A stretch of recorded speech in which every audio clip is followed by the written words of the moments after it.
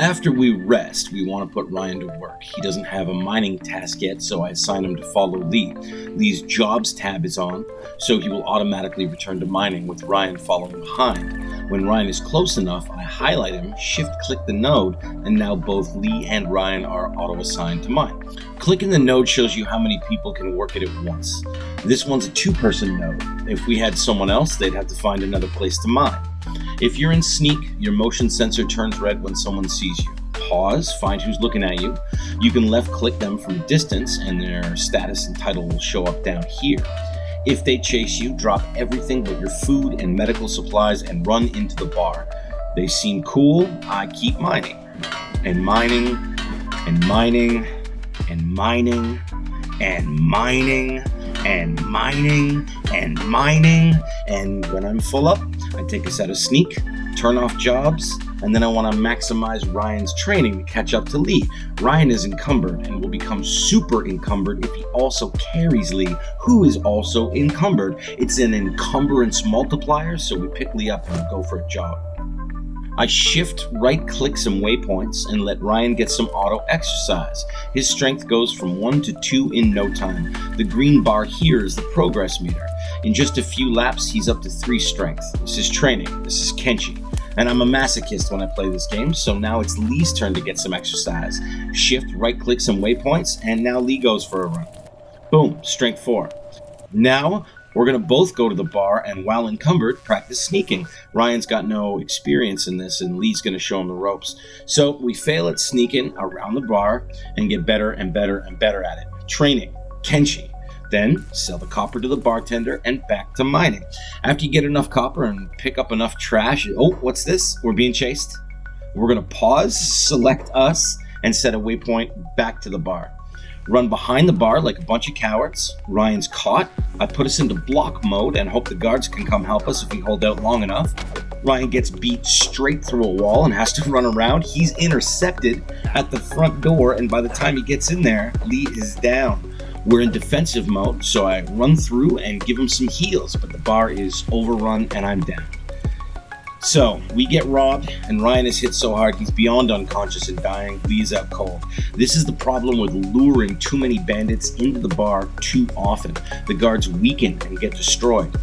If Lee doesn't wake up in time to heal Ryan, this could already be the end of him. Luckily, instead of being in a coma, Lee gets up and heals Ryan in time to save his life. Lee then auto-heals himself, and it's time to go to bed. Lee picks up Ryan and heads back to the shack. He puts Ryan to bed and has a nap himself. So do you know what we practiced today? Getting our asses kicked.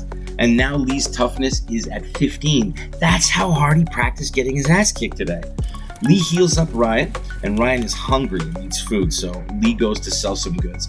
Our bartender is down in a flamboyant ballet position, so we're off to the other bar just down the hill. I should be getting some food for Ryan, but get distracted by a crappy light ninja sword that would help increase my dexterity stat. I spend almost all of our money on it and get Ryan some rice. A bowl of rice is a 2-serving meal. I drop the rice into Ryan's inventory and he auto-eats some because he's hungry. I then take the leftover rice and put it into Lee's inventory so that when he's hungry, he'll auto-eat some too. Now that we're both healed up and fed, I take us off block, turn on jobs, and they both auto-run back to mining so we can make more money and eat and stay alive and stuff. Left click and hold to select us both, order us into sneak, and here we go again. It's nighttime, so we're slow at this. We don't have a light source that helps us see. We'll be able to craft one later. There's also a dust storm slowing us down further. There's headgear you can get that helps with that. We don't have some right now, but we can get some. Full up and encumbered, unclick jobs and sneak, pick each other up, shift right click some waypoints, and it's back to the gym. We take turns practicing growing stronger. Then guess what we do? We sneak around the bar a bunch of times because we want to be ninjas one day, and we have to practice sneaking if we want to be sneaky. That's life, man. That's Kenshi. With our bartender still down, we go for a run to the bar down the hill. Now we're getting comfortable running around outside a little. Strength and athletics are rising fast. Soon maybe we can make it to a nearby town. But let's not get ahead of ourselves just yet. We sell our copper for thousands, and I stock up on new meds and food as I intend to work us pretty hard from here.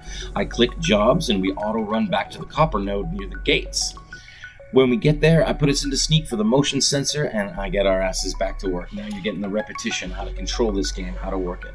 Now, once you do this over and over and over and over, and fight some bandits and find some loot and mine and cash in, you'll learn the basics of the game and how it works. And you'll end up with a stronger character that can handle himself or herself a little better. And you might even work yourself up to $10,000, or cats as they're called.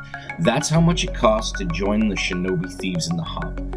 Now you can align yourself with a faction. And inside the tower, we're going to train to become some seriously badass assassins.